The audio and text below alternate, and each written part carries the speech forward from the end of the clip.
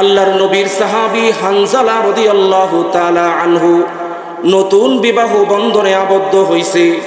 আল্লাহর নবী হানজালাকে মদিনার মধ্যে ছুটি দিয়া নতুন বিবির কাছে রাইখা গেছে যে হানজালা, যুদ্ধের ময়দানে যাওয়ার দরকার নাই, তোমাকে নতুন বিবাহ দেওয়া হয়েছে, তুমি তোমার বিবিকে সময় দাও।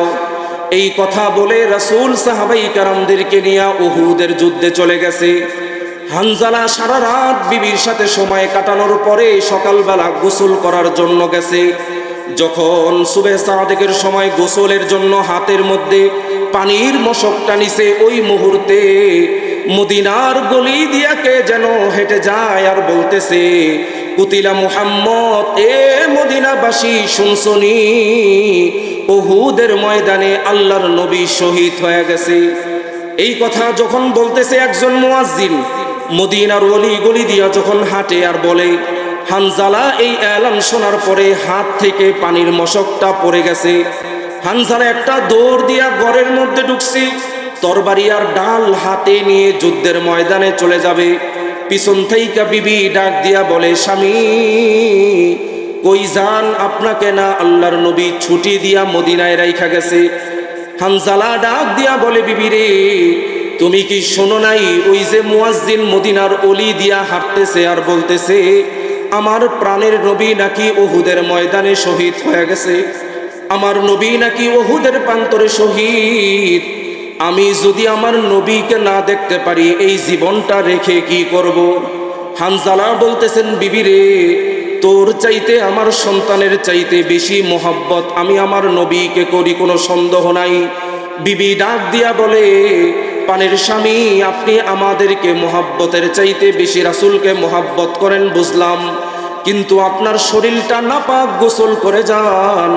গোসল না করে গেলে হয়তো আল্লাহ আপনার উপরে নারাজ হয়ে যাবে। হানজালা বলে, আমার নবী দুনিয়াতে যদি না থাকে গোসল করে কি করব রে বিবি? এই কথা বলে হানজালা তরবারি নিয়ে যুদ্ধের ময়দানে চলে গেছে। যুদ্ধের ময়দানে যাওয়ার পরে হানজালা জীবন দিয়া, ঈমান দিয়া, শক্তি দিয়া কাফেরদের বিরুদ্ধে যুদ্ধ করেছে। যখন উহুদের ময়দানে যখন যুদ্ধ শেষ হয়ে গেল, আল্লাহর নবী সাহাবাই কেরামদেরকে ডাক দিয়া বলেন, ও আমার সাহাবীরা, এই উহুদের ময়দানে যত সাহাবাই কেরাম শহীদ হয়ে গেছে তাদেরকে একটা একটা করে লাশ আমার সামনে এনে রাখো। সাহাবাই কেরাম বলে, ইয়া রাসূলুল্লাহ, কেন সাহাবাই কেরামদের লাশগুলো রাখবো? তখন নবীজি বললেন, ও সাহাবীরা, এই উহুদের ময়দানে যেই সমস্ত সাহাবাই কেরাম শহীদ হয়ে গেছে তাদের একজনকেও গোসল দিবা না, তাদেরকে বিনা গোসলে কবরে নামায়া দাও। কাল কঠিন হাসরের ময়দানে এই রক্ত মাখা শরীর নিয়ে আল্লাহর আদালতে দাঁড়াবে। বলেন সুবহানাল্লাহ। এই রক্ত মাখা শরীর নিয়ে আল্লাহর আদালতে দাঁড়াবে।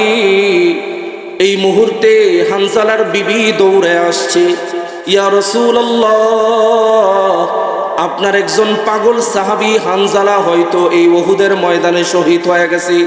সাহাবীদের মধ্যে খুঁজলাম, কোথাও দেখি না। আমার মনে হয় হানজালা উহুদের ময়দানে শহীদ হয়ে গেছে। রাসূল বললেন, তোমার স্বামীকে না মদিনায় ছুটি দিয়া রেখে আসলাম।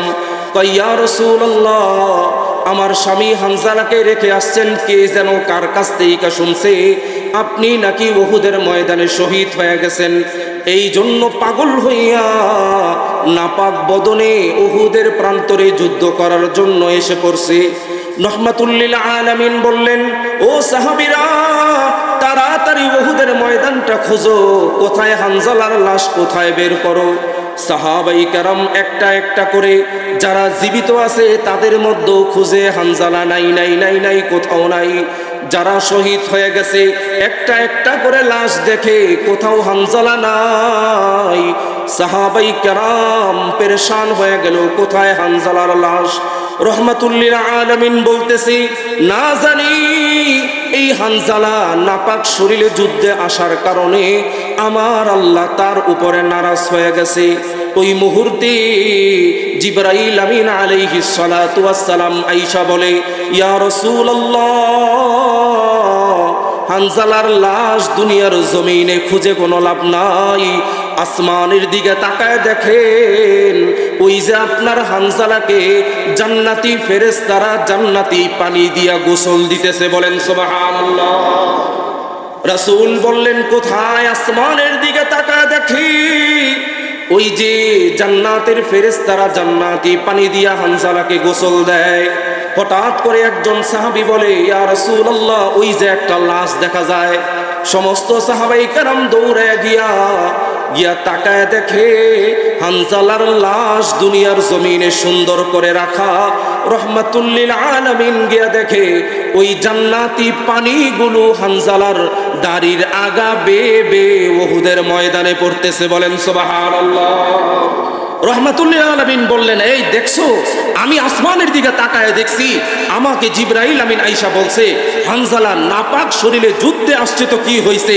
আপনার মোহাব্বত দেখাইয়া, আমার নবীর প্রতি ভালোবাসা দেখাইয়া, নতুন বিবি ঘরের মধ্যে রাইখা নবীজির মোহাব্বতে ভালোবাসায় আশিক রাসূল হইয়া উহুদের ময়দানে যুদ্ধ করার জন্য চলে আসছে।